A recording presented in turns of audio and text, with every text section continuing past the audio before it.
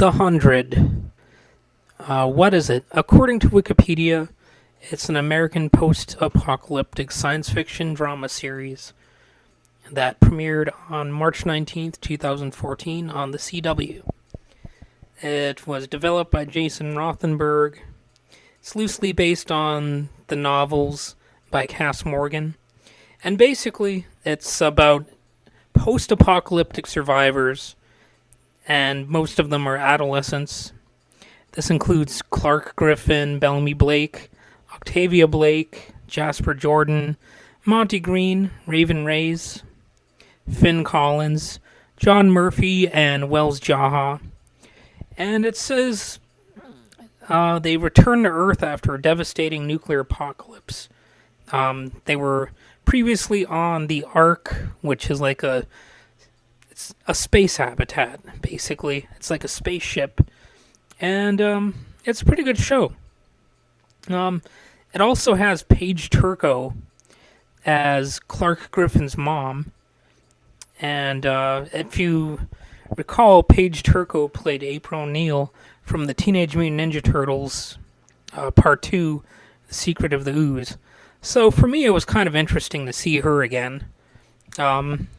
Anyway, the Ark is it's an interesting part of the story, because I wonder if such a thing is plausible, in such an event. Like, how long could people last up in outer space? And if there was a nuclear holocaust, or whatever you want to call it, apocalypse, at any point would we be able to return to the home planet?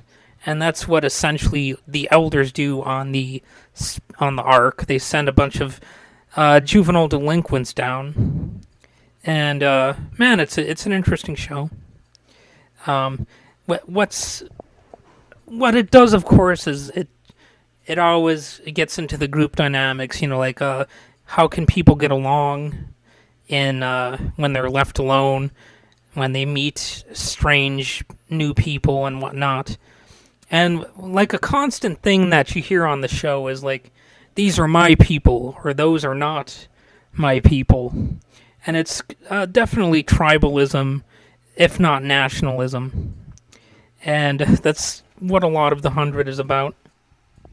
On a similar note, I've read recently that Lockheed Martin is actually looking to put astronauts on missions to deep space, and one of the people in the article compares it to being in an RV in deep space, is what he says, and it reminds me of the Ark.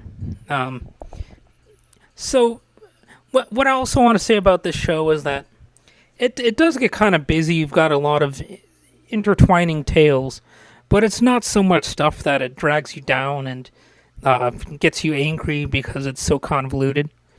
And it's also kind of refreshing that, at least in the seasons that I've watched, there aren't any aliens. That was kind of refreshing. I mean, there are some strange things going on, like mutated animals and stuff. And it's interesting. It kind of adds to the apocalyptic idea. And interestingly enough, apocalypse itself means an uncovering. And when people return to the Earth, it's kind of like they're uncovering a whole new world or something like that, and they're very much exposed to the cruelties of nature. Getting back to the tribalistic aspects of it, I mean, the people kind of separate off into different groups and really only collaborate when they have to with the outsiders. For example, there's the Mountain Men, there's the Reapers, there's the Grounders, and the 100 are actually known as the Sky People because they come from the sky. And it's got plenty of action, but it's also got some romance going on, Like Paige Turco's character says at one point, "You saved me, and I don't just mean by opening that door." Aw, that's romantic.